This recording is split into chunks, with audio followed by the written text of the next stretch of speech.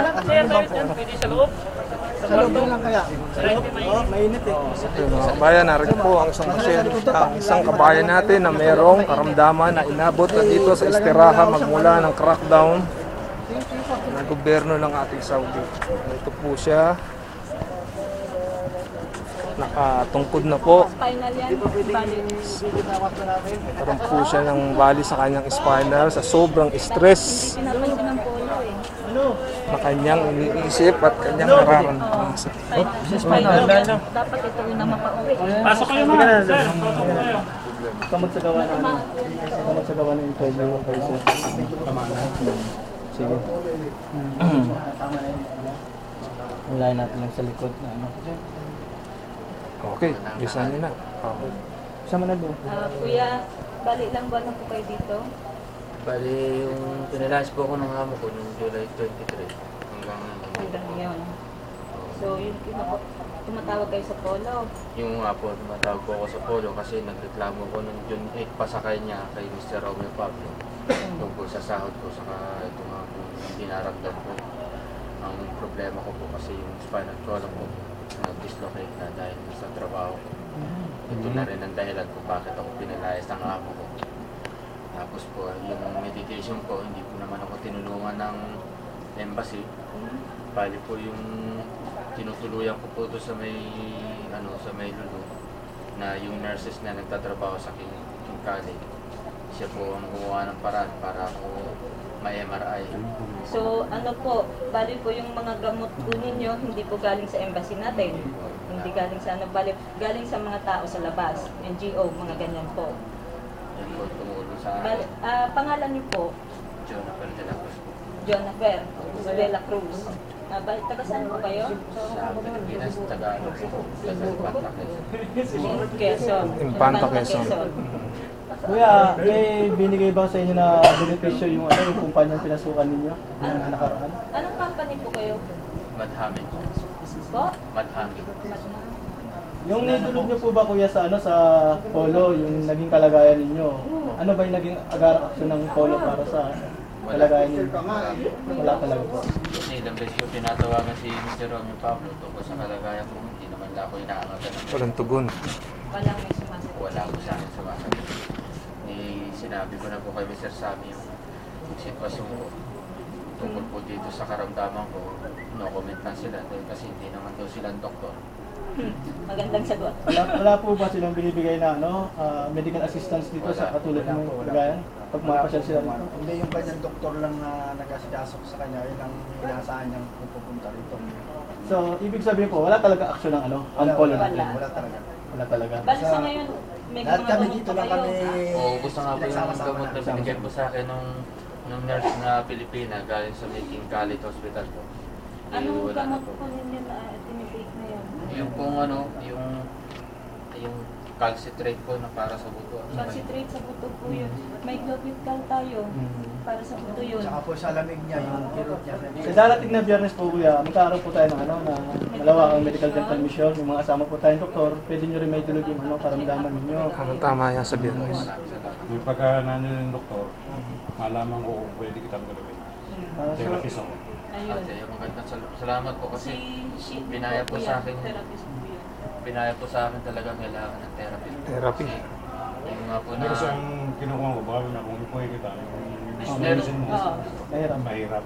Meron Kaya po kung ako. makikita ng doktor yan, malalaman natin kung ano yung problema. Sakit talaga. Meron po akong Isip namin, baka may pasukan ng lamig.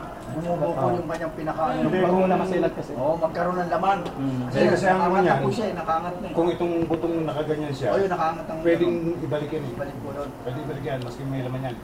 meron po kasi akong yung sa MRI na CD. Pwede pong ipabasa sa may sa may therapist, specialist. Galing po ito sa may sa may King College po. Actually po nung tinulungan po ko nila, inalang po nila ako sa hagdanan, hindi nila ako nilibetor kasi bawal po kasi sa sa King College na walang endorsement ng galing sa company. Eh paano nga po ko yung endorsement ng company, pinalayas po. Wala ka na sa company nyo. Wala po ko. Wala po kung Pero ngayon nakakaramdam ko ng sakit sa likod. opo. pamamanhid. Maglalamig po yan, sasakit talaga yan.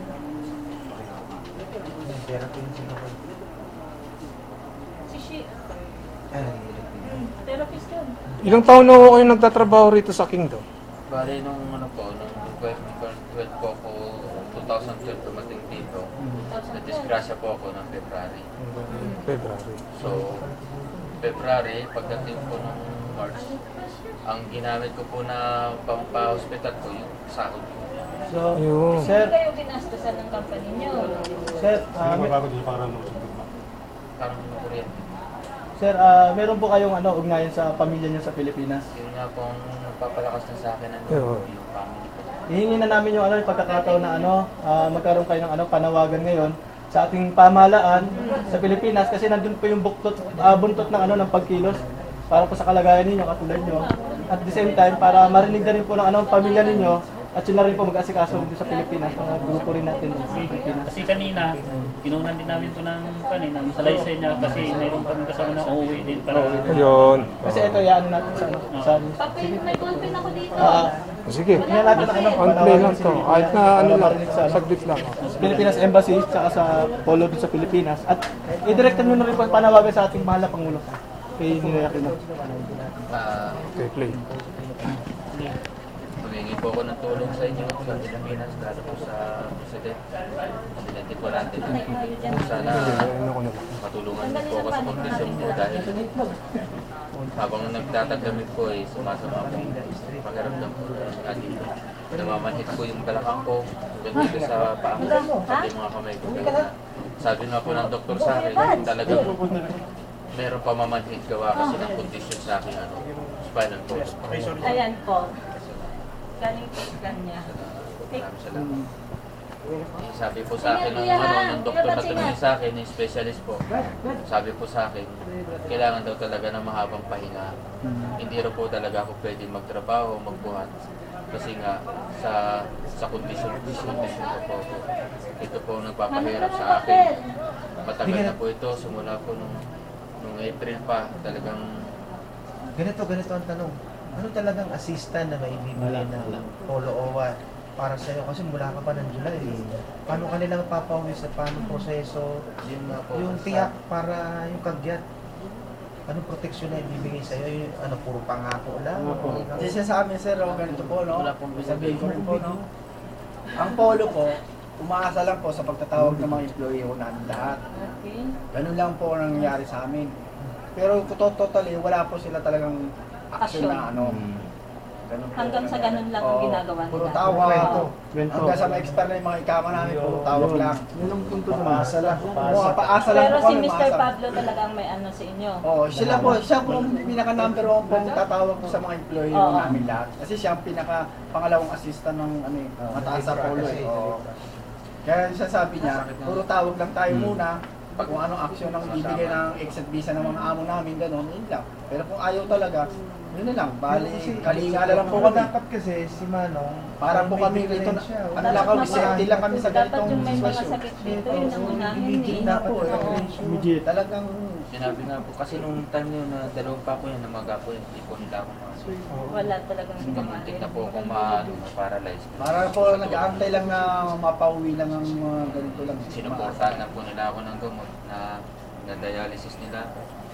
Tapos Bali, anong sabi total ko, sakit nyo? Na-stroke pa kayo? hindi. Bali ang buto Sa Buto. spinal nyo po, sa spinal nyo to. mismo.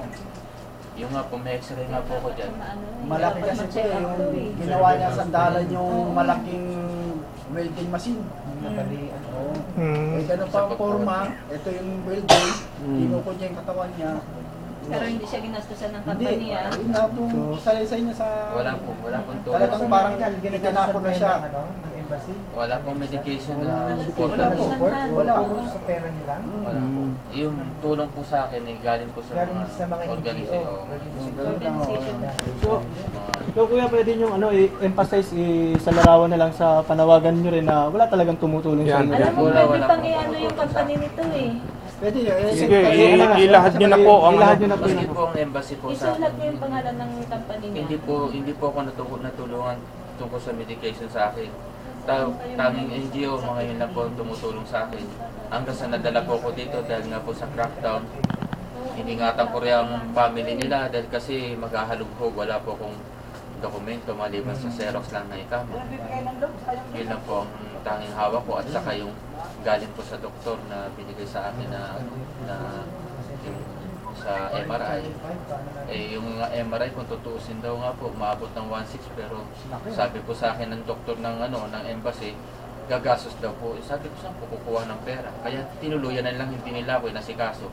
Ang tumulong po sa akin yung mga nurses na nandun sa Making College Hospital. Eh, dinaampon nila ako sa hagdan para lang ako hindi makita ng mga staff ng hospital. Kasi kung madadaan po ako doon, mako-question ko yung kalagayan ko kung sino po ang pwedeng mag-endorse sa akin. Kaya po doon, sa tulong din po nung doktor na Saudi, naawa po sa akin, in-MRI nila po ako. Pero inantay ko po ang tawag sa akin ng polo, ng embassy, wala naman po sila may bigay sa akin, hindi nila ako tinatawagan.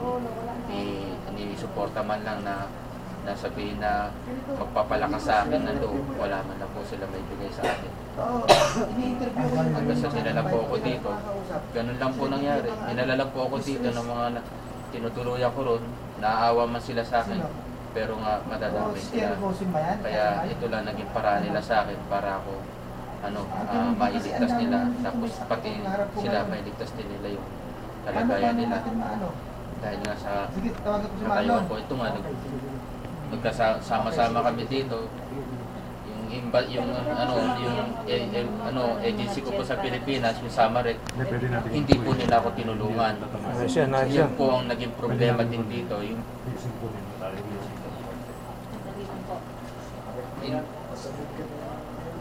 Sa Maynila ho ba yung summary agency niya? Opo, sa may Malate po. Gusto mo. Sa may po yan, sa may tabi lang po ng 7-Eleven. Wala, maawa naman po kayo kung kayo na nakikita niyo yung kalagayan ko. Diyos ko, sana kayo nakuha na niyo papuntahin dito, lokohin kami, tapos hindi niyo man lang kami tulungan. Ano na, puso meron kayo. Yung pong Samarec na yan, ang may-ari po niya na agency na yan, si Mr. Sam, isa pong Saudi, na nandun ngayon sa may Pilipinas. Yung po pala na pangalan dati niya ni Samba. Pinalitan niya ng Samarec. Ewan ko po kung paano niya napalitan sa may POEA yan para mag-operate siya. Ngayon naman po, ang dami namin dito taga Samarec. Ni isa man lang hindi niya sinasagot sa amin. Mga ilan ako yung narikit nun?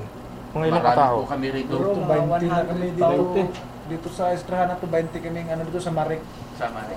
Ipapauhin doon. Sa Marek din po yun. Matindi human trafficking nun ah. Magkakaiba po kami ng company pagdating dito. Pero ang pinanggalingan po yung Samarec na yun. Ang laki na nakuha na sa amin. Yung napirmahan yung kontrata doon, nasunod ba sa Wala pasweldo? Hindi po wala Sir Kiki yung Wala. Sir dokumento Sir. Kiki Tapos nung Ang namin, salary pagka-apply namin, ko, pinapabayad pa kami ng malaki. 1,800 po ang kontrata namin doon sa Samarec. Pagdating dito, ginawa ko 1,000. Halos 2 buwan lang po ako sumahod ng 2,000. Pagtapos nun, wala na po akong sinahod. Lista niyo yung mga pangalan ng Sumahod po ako ng 800 noong January. para makarating lahat. Kinanta Oo, sa sige, akin yung oo. pinamasahe ko papunta roon. Yung telephone number ng summary also. Yung binayad nyo sa agency, placement, Kami binayad ko ron, halos 15. 15,000. 15,000. Iba-iba kasi kami, gawa ng parang spots. Meron ka 25. Oo, may 25. Sa akin po, 46,000. Naku po. Kasi kaya daw, kung ano po raw ang kategorya, sahod ko dito, yun din daw ang babayaran sa kanila. Ayun po. Pagdating dito sir, may kaltas po kami sa namin, modern namin. May kaltas para Salary deduction pa. Oo, salary deduction. Kaya nga, hirap talaga mga naging kalagayan namin dito sa Saudi. 2 buwan lang po ako sumahod dito. February, March, pagdating ng April, May, June, hanggang July, hindi na po ako pinasahod. Ang katwiran nila, kapag walang trabaho, wala rin sahod. Ay, Ganun hindi lang yun. may araw sa amin talaga. Ganun po. Mali yun. Lalo po kung may mga sakit po, talagang doon lang kami sa room lang ako, sa bed. Tulog lang, wala kaming sahod. Ganun. Ngayon po yung nararamdaman ko. Kaya wala po kayo magawa rin sa aming amo. Sobrang lamig. Masakit po sa... Dahil nandito po kami sa kanilang bansa. Okay, yun na lang. Ang anin natin ha. Maraming Stop na salamat. natin. Maraming salamat din po. Salamat din sa inyo. Ano po,